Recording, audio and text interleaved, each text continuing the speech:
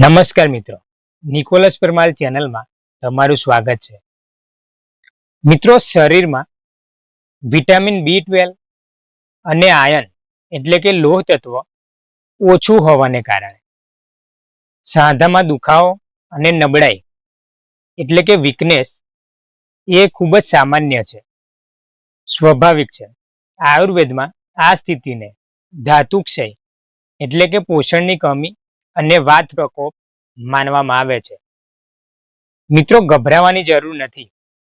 યોગ્ય આહાર અને આયુર્વેદિક ઉપાયોથી આમાં ઘણો બધો સુધારો થઈ શકે છે.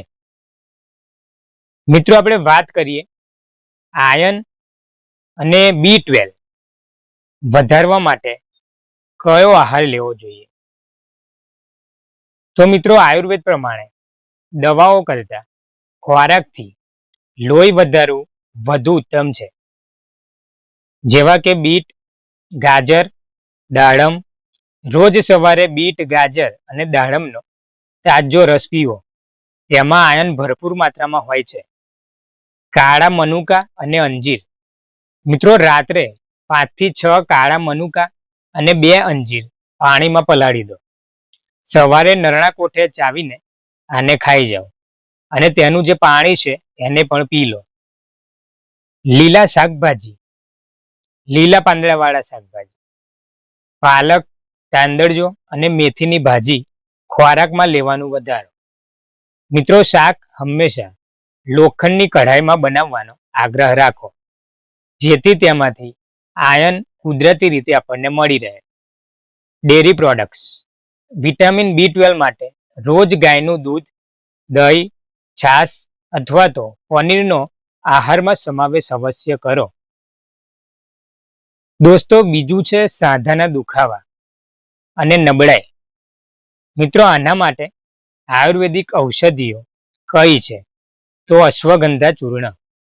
અડધી ચમચી અશ્વગંધાનું ચૂર્ણ રાત્રે સૂતી વખતે ગરમ દૂધ સાથે લેવું. તે નબળાઈ દૂર કરશે અને સ્નાયુઓને મજબૂત બનાવશે. મિત્રો, એ જ પ્રમાણે શતાવરી ચૂર્ણ.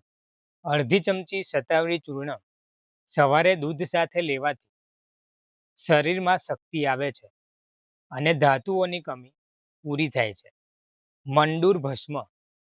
મિત્રો, આ આયુર્વેદિક ગોળી શરીરમાં નવું લોહી એટલે કે આયર્ન બનાવવામાં ખૂબ જ મદદરૂપ થાય છે. મિત્રો, એ જ પ્રમાણે ત્રીજું છે સાંધાના દુખાવા માટે બાહ્ય ઉપચારો. અંદરના ઉપચાર જોયા, હવે આપણે બહારના ઉપચારો જોઈએ. સાંધાના દુખાવા માટે બાહ્ય ઉપચારો. મિત્રો, તલના તેલની માલિશ. નવશેકા તલના તેલ અથવા તો મહાનારાયણ તેલથી જ્યાં સાંધા દુખે છે એ સાંધા પર હલકા હાથે માલિશ કરો, અભ્યંગ કરો. તેનાથી વાયુ શાંત થશે અને દુખાવો ઓછો થશે. સૂર્યપ્રકાશ એટલે કે તડકો.